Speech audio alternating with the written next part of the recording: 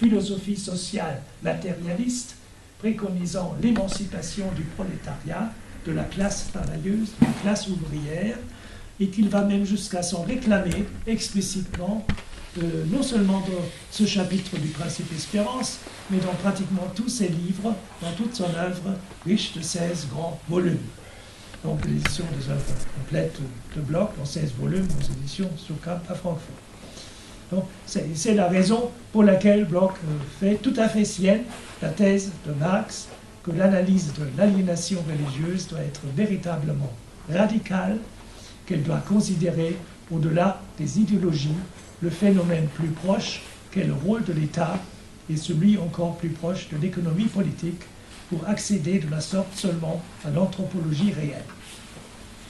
Donc celle-ci devrait donc, par conséquent, n'avoir plus rien de commun avec celle de Feuerbach, penseur anti-historique et anti-dialectique, c'est la formule de Bloch, puisqu'il s'agit désormais de définir l'aliénation religieuse comme un produit social, comme le souligne à juste titre la thèse septième.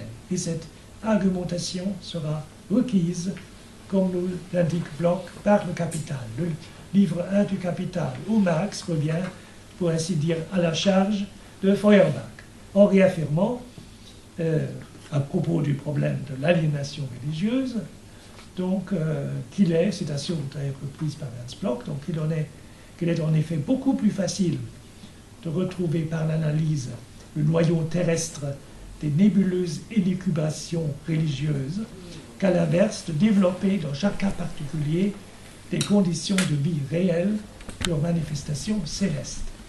Cette dernière méthode est la seule qui soit matérialiste et dès lors scientifique. C'est, complète Bloch dans son commentaire des thèses, ces affirmations catégoriques et claires de Marx, précisément, l'omission dans le matérialisme feuerbachien de la société, de l'histoire et de sa dialectique.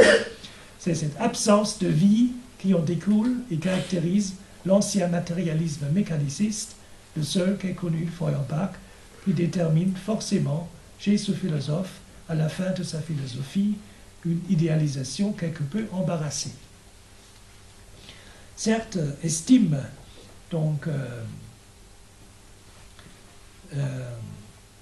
donc on peut dire, d'ailleurs, encore une petite remarque à ce sujet, par l'évocation de cette absence de vie, Ernst Bloch frôle en effet, pourrait-on dire à l'égard, il frôle en effet l'argumentation de Michel Henry, qui lui a tendance à présenter l'œuvre et la pensée de Marx évidemment comme une philosophie de la vie, hein, dans le premier volume donc, de Marx, une philosophie de la réalité. Donc, mais il s'agit que d'une toute petite convergence, probablement pas très significative. Donc, de toute façon, estime Bloch, la contribution de Feuerbach à la critique de la religion, du point de vue d'un matérialisme anthropologique, elle est certes importante, mais paradoxalement, la religion, dont Feuerbach était apparemment venu à bout, refait encore surface sous forme de religion simplement détournée vers l'anthropologie, sans avoir été critiquée sur le plan social. Donc Feuerbach se limiterait donc trop et exclusivement, et à ce propos il y a vraiment une convergence quasi totale entre le point de vue de Bloch et celui de Marx, à critiquer la transposition des contenus religieux dans l'au-delà. Or, mais peut-on vraiment parler, comme le suggère Bloch à ce propos, de théologie du cœur? Ernst Bloch en semble être convaincu, ce qui expliquerait aussi pourquoi il accuse en effet Feuerbach dans le prolongement direct des critiques déjà exprimées par Marx d'avoir maintenu tout l'appareil théologique, de n'avoir que transposé son siège céleste dans une certaine région abstraite où trône réifier les vertus de la base naturelle.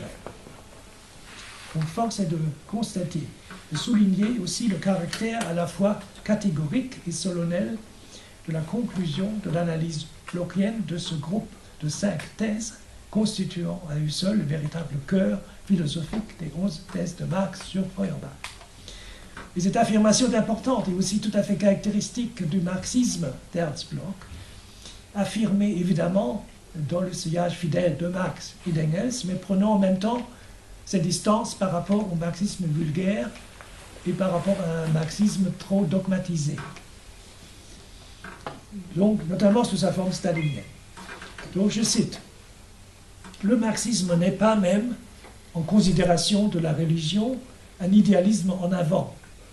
C'est un matérialisme en avant. C'est un matérialisme dans sa plénitude, sans ciel mal démystifié, qu'il faudrait encore faire redescendre sur terre. L'explication véritablement totale du monde à partir de lui-même, explication qui porte le nom du matérialisme dialectique et historique, suppose aussi la métamorphose du monde à partir de lui-même. Métamorphose en un monde au-delà de l'oppression qui n'a plus rien de commun avec l'au-delà mythologique, ni avec son Père et le Seigneur. » Fin de citation. Donc c'est la troisième section de la lecture blockienne des thèses de Marx sur Feuerbach, qui est de la plus grande importance, je pense, pour la définition d'une philosophie de la praxis marxiste par Ernst Bloch, dans la mesure où il s'agit ici d'un commentaire exprimant et analysant en profondeur le rapport dialectique de la théorie à la praxis, à la lumière du matérialisme de Marx, à partir d'une restructuration originelle des thèses 2 et 8 constituant ce qu'il appelle le groupe des thèses relatives à la théorie praxis concernant la preuve et l'épreuve, ou plutôt la mise à l'épreuve. Selon Bloch, le mouvement théorique important effectué par rapport à Feuerbach consiste avant tout dans le fait qu'une pensée abstraite, celle de Feuerbach, devient, sous la plume de Marx, pensée médiatisée, concrète, ce qui entraîne comme conséquence que le sensible n'est désormais seulement intéressant en tant que chose pour nous.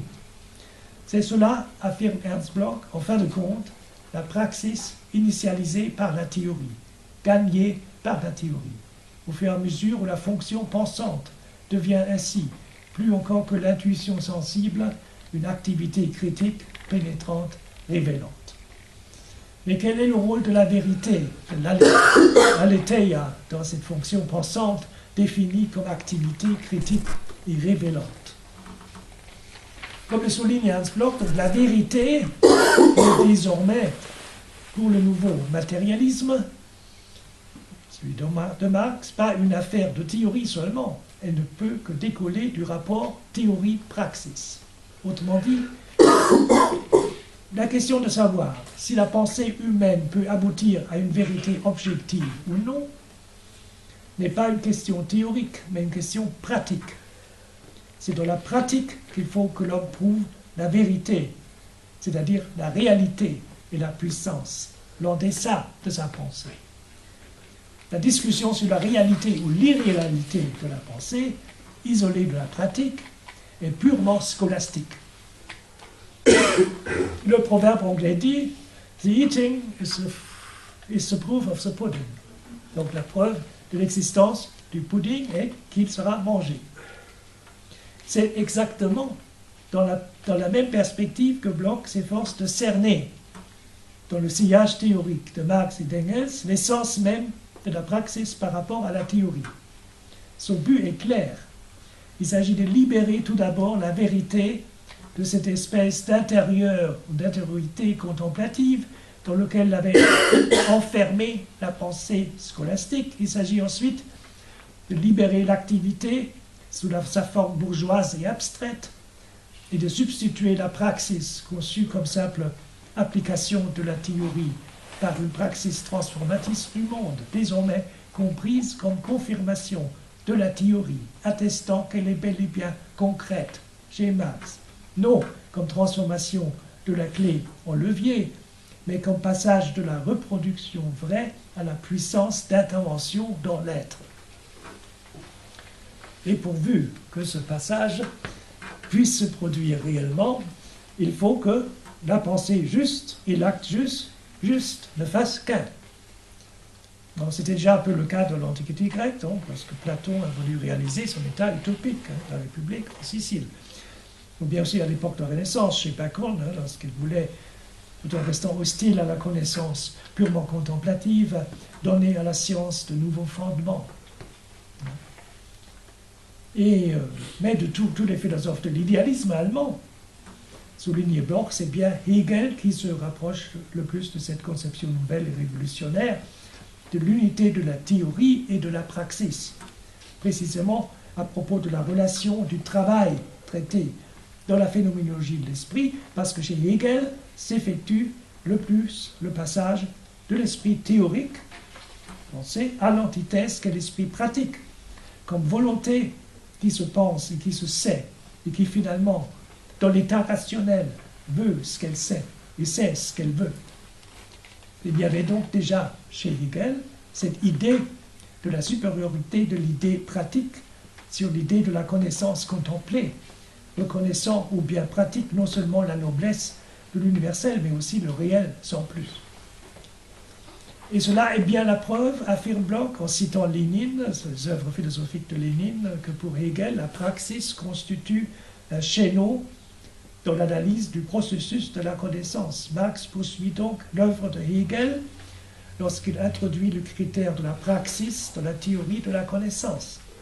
Ce qui n'empêche cependant pas Hegel, dont la pensée constitue pour ainsi dire le sommet absolu de l'idéalisme allemand, de ramener le monde dans la philologie de l'esprit, comme à la fin de la grande logique, presque totalement au sujet.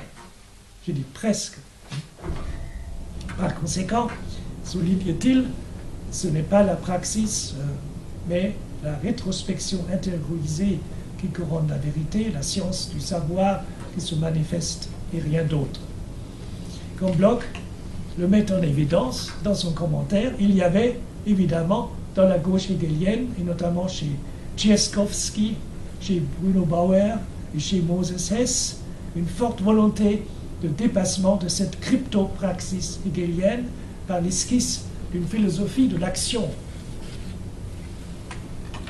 Mais ce n'est que Marx qui a réussi réellement ce dépassement, puisque chez Tchaikovsky, le renoncement à la spéculation se changea en raisonnement à la raison, toute la volonté d'avenir aboutit à une sorte de théosophie, et puisque chez Moses Hess, le célèbre auteur de Rome et Jérusalem, socialiste et sioniste, contemporain de Marx, donc la philosophie de l'action, conçue comme une réforme de la conscience sociale, ne s'appuyait sur aucune théorie économique élaborée. Seulement chez Marx, théorie et praxis oscillent constamment. La praxis présupposant une théorie qui, elle, a besoin d'une théorie nouvelle pour le développement d'une praxis nouvelle, donc par le truchement d'un processus infini d'affirmation et de négation, la théorie s'enrichit, se transforme constamment par la praxis, comme celle-ci est perpétuellement métamorphosée par la théorie, etc., etc. Donc, c'est cette oscillation permanente qui caractérise la lutte des classes comme praxis d'émancipation collective du prolétariat, tel que l'ont défendu Marx et Engels, par exemple, dans le Manifeste communiste. Et cette praxis qui met définitivement fin à tout mysticisme et à tout pragmatisme ambigu, est tout à fait conçue, souligne Ernst Bloch, non pas comme une pratique de l'amour abstrait et déclamatoire, celle défendue, entre autres, par Feuerbach dans ses principes de la philosophie de l'avenir, mais comme une praxis rationnelle qui est, toujours selon Ernst Bloch, la seule solution humaine, celle qui s'attaque à l'humanité.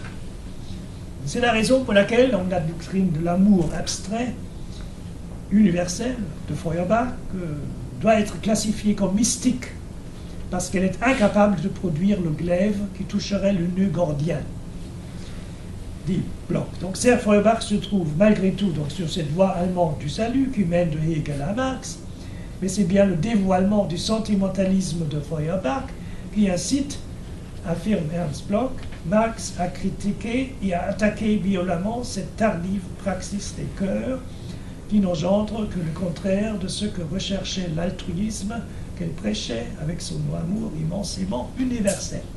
Autrement dit, sans partialité du point de vue révolutionnaire de classe, il n'y a plus qu'un idéalisme en arrière au lieu d'une praxis en avant.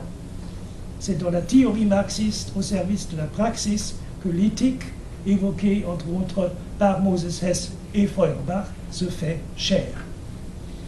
Donc c'est avec ces réflexions que Bloch construit la transition et jette donc le pot vers le quatrième et dernier groupe de 11 thèses sur Feuerbach de Marx, intitulé Le mot d'ordre et ce qu'il signifie, donc la thèse 11e.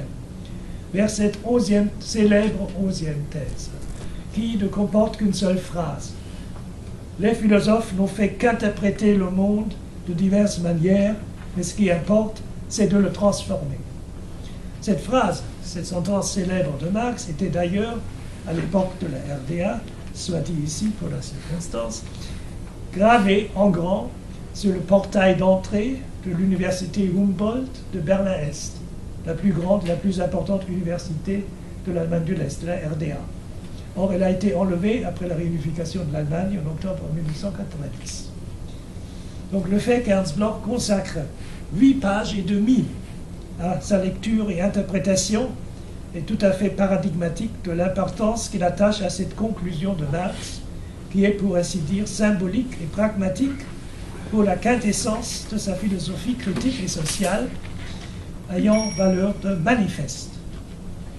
Dès le début de son commentaire, Ernst Bloch souligne la fonction philosophique politique exceptionnelle de cette phrase, à savoir le fait qu'il s'agit là d'une véritable coupure, d'une rupture, si vous voulez, avec la tradition philosophique. En bref, d'un texte qui établit vigoureusement une distinction nette avec tout autre mouvement de pensée jusqu'à ce jour.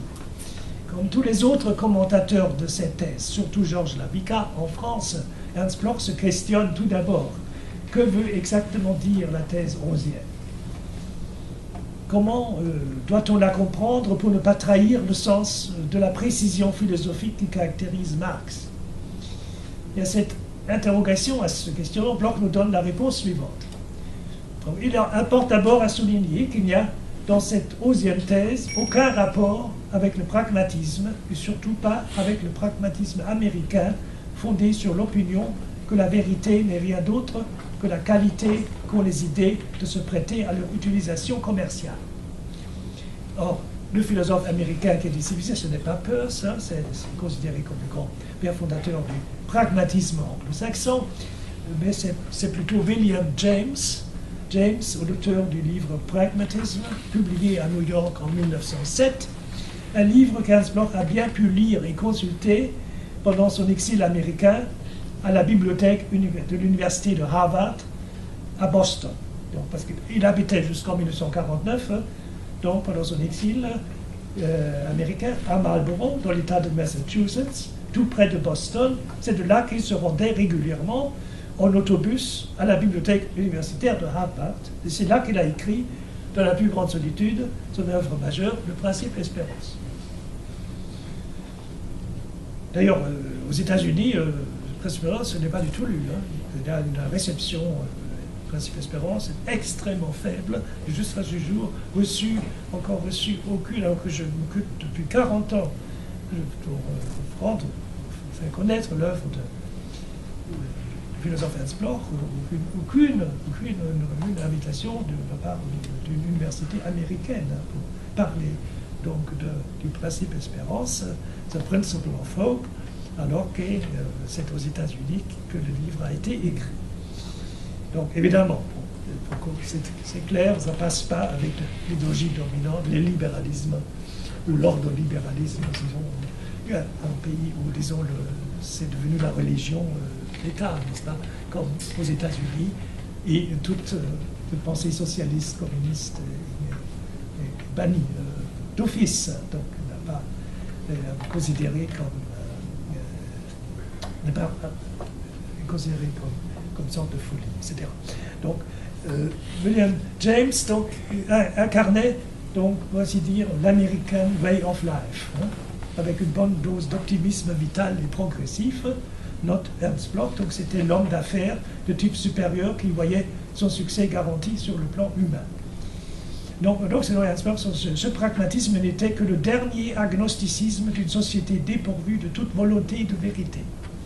Ce n'était rien d'autre, donc, qu'une idéologie de maquignon, autrement dit un mensonge servant les intérêts du capitalisme. Donc le problème, c'est évidemment, c'est aux États-Unis, donc, sauf une infime minorité d'intellectuels critiques, n'est-ce pas, donc tout le monde a intégré cette idéologie du libéralisme, et donc ce rejet total, radical, de tout ce qui est marxisme ou socialisme. Donc, le Parti démocrate américain, on n'est pas parti d'un socialiste, même pas social-démocrate, ce n'est pas du tout. Il y a à sa gauche des gens proches des sociodémocrates, etc., mais ce n'est pas, nous jamais adhéré à l'international socialiste. Et pour cause, évidemment, parce que c'est une sorte de libéralisme de gauche. Donc, ce qui est intéressant, c'est qu'Ernst Bloch, dans sa réfutation catégorique du practicisme, du pragmatisme utilitariste anglo-saxon, et notamment de celui de William James aux États-Unis, et de ses acolytes, il les déclara aussi dans ce contexte précis, il va déclarer aussi la guerre à un autre pragmatisme, à savoir au pragmatisme réformiste des socialistes, des sociodémocrates, qui sont accusés d'avoir installé au cœur même de la clarté marxiste les ténèbres de leur propre ignorance et du ressentiment. En rappelant que chez Marx, une pensée est non pas vraie parce qu'elle est utile, mais utile parce qu'elle est vraie. Et en confrontant ce pragmatisme, qui est aussi, comme le souligne Walter Benjamin, fondé sur un optimisme du progrès continu qui n'est plus justifiable à la lumière des catastrophes qui se sont produites au XXe siècle. En confrontant donc ce pragmatisme, donc ce réformisme, avec les affirmations respectives de Marx et de Lénine, condamnant tous deux cette fausse interprétation de la thèse ausienne de Marx, une interprétation qui, dit-il, donc conduit de façon grotesque à l'application de la philosophie à une sorte de pragmatisme anti-bourgeois. Et avec une allusion assez claire au livre La destruction de la raison de Georges Lukács, Ernst Bloch constate à ce propos que la banalité est elle aussi une contre-révolution dirigée contre le marxisme. Or, c'est bien Marx, cite Bloch, qui a le grand mérite d'avoir désigné précisément avec ses 11 thèses sur Feuerbach la connaissance non contemplative comme nouvel étendard menant à la victoire. Car son œuvre principale, le Capital, formulait déjà des directives pour l'action, non pas pour l'action individuelle orientée vers des buts proches, mais pour l'action collective émancipatrice, autrement dit pour une action consacrée à l'exploration philosophique des rapports les plus complexes de la réalité. Elle met le cap sur la nécessité comprise, sur la connaissance des lois dialectiques du développement de la nature et de la société tout entière. En mettant le cap sur une philosophie nouvelle, active, sur une philosophie aussi indispensable qu'apte à transformer le monde. Et c'est, en bref, la véritable nouveauté de la philosophie marxiste consiste donc dans le changement radical de son fondement ainsi que dans sa mission à caractère politico-révolutionnaire. C'est cette mission politico-révolutionnaire, souligne Ernst Bloch, qui nous guidera dans la transformation du monde, dans cette perspective précise, vers le règne de la liberté qui ne peut s'opérer que grâce à une connaissance solide de la nécessité. C'est elle qui est, pour ainsi dire, le moteur de la philosophie et de la théorie sociale révolutionnaire de Marx. Cette transformation philosophique est, comme le note Bloch, la conscience progressante du totum progressant, ce totum qui n'est pas encore lui-même factum, mais évolue en même temps que le non encore devenu dans le devenir. Il s'effectue essentiellement à l'horizon de l'avenir. C'est dans ce cadre conceptuel précis qu'Ernst Bloch esquisse le marxisme, la science du matérialisme historique et dialectique, comme une philosophie de l'avenir qui s'installe aussi clairement dans la perspective de Marx, que comme Marx le souligne dans les manuscrits de 1844, l'abolition du prolétariat doit coïncider avec le dernier acte du communisme dans une perception ouverte à l'ultime eschaton philosophique, c'est-à-dire de l'avènement d'une société qui réalise la non-substantialisation de l'homme et de la nature, à savoir la naturalisation de l'homme et l'humanisation de la nature. C'est cette affirmation solennelle qui jette en effet un pont vers la conclusion de ce commentaire des 11 thèses de Marx sur Feuerbach par l'auteur du Principe Espérance qui après avoir constaté, encore une fois, que le monde ne peut être transformé sans que soit d'abord saisi l'horizon de la possibilité objective qui le renferme, réaffirme, contrairement aux défenseurs du pessimisme civilisationnel de l'école de Francfort, sa confiance dans le progrès de l'humanité, puisque le nouveau savoir, rendu possible par la dialectique marxiste, est devenu événement, mais un événement qui n'est qu'une progression dans le monde qui peut être transformé suivant ses possibilités implicites de bonheur. Confiance dans le progrès et dans la force créatrice de la dialectique marxiste, de la praxis, qui autorisera aussi Ernst Bloch de conclure que l'ensemble des 11 thèses proclament donc c'est l'humanité socialisée en alliance avec une nature médiatisée, avec elle qui permet la transformation du monde en vue d'en faire le foyer, Heimat, patrie, c'est-à-dire le lieu de l'identité avec soi-même et avec les choses. Or, avec cette phrase, Ernst Bloch anticipe directement sur la conclusion solennelle du 3e volume du Principe Espérance, qui reprend pratiquement en des termes identiques cette affirmation figurant à la fin du chapitre 19e du 1er volume du Principe Espérance, consacré à la transformation du monde et aux 11 thèses de Marx sur Feuerbach, car elle reprend exactement la même réflexion sur la nécessité de la transformation du monde en foyer ou en patrie, à savoir dans le lieu de l'identité avec soi-même et avec les choses, mais en rajoutant le terme de vraie démocratie, qu'on ne trouve pas dans le chapitre 19e du tome 1er du Principe Espérance. Or, ce complément est important car il exprime le défi lancé de la part d'Ernst Bloch à l'adresse d'un marxisme-léninisme trop dogmatisé, figé dans une orthodoxie immobile qui a en effet su se servir de la doctrine et des écrits de Marx et de sa dialectique matérialiste pour ériger, au nom de la dictature du prolétariat, une dictature bureaucratique des apparatchiks qui était absolument irrespectueuse à l'égard des droits de l'homme et de la démocratie et qui n'avait plus rien en commun avec la vision marxienne d'une société fraternelle, libérée, désaliénée, ayant définitivement mis fin à toutes les formes de l'exploitation et de domination de l'homme sur l'homme. Et c'est ce que Ernst Bloch a d'ailleurs aussi souligné et rappelé dans son grand discours prononcé le 18 mai 1968 à l'occasion du 150e anniversaire de la naissance de Karl Marx au théâtre municipal de Trèves, la ville natale de Karl Marx. Voilà donc la fin solennelle, le dernier paragraphe concluant le volume 3e du Principe Espérance. C'est avec cette citation que je voudrais conclure aussi cette conférence, en m'excusant d'avoir été peut-être un peu trop long. Donc voilà, le propos ultime de Marx était le développement de la richesse de la nature humaine. Cette richesse humaine, ainsi que celle de la nature en général, sont exclusivement contenues dans la tendance-latence où le monde se trouve vis-à-vis de tout. Dans cette perspective, il apparaît alors que l'homme vit encore partout dans la préhistoire, que toute chose se trouve encore avant la création du monde, sentant d'un monde de bonne loi. La genèse réelle n'est pas au début, elle est à la fin, et elle ne commencera à commencer que lorsque la société et l'existence deviendront radicales, autrement dit, se saisiront à la racine. Or, la racine de l'histoire, c'est l'homme qui travaille, qui crée, qui transforme et dépasse le donné.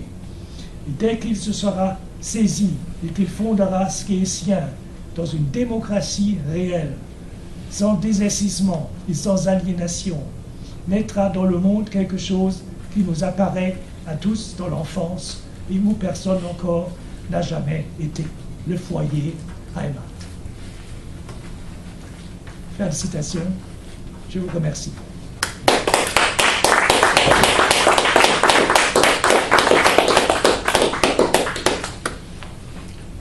Alors, soit on fait quelques petites questions et puis après on fait un break après. Quelle heure est-il ? 16h45. 16h45. Quoi ? Il est 16h45. 16h45. Alors, on fait un petit break et après on fait les questions. Oui, Voilà, voilà. Comme ça permettra de se désaltérer.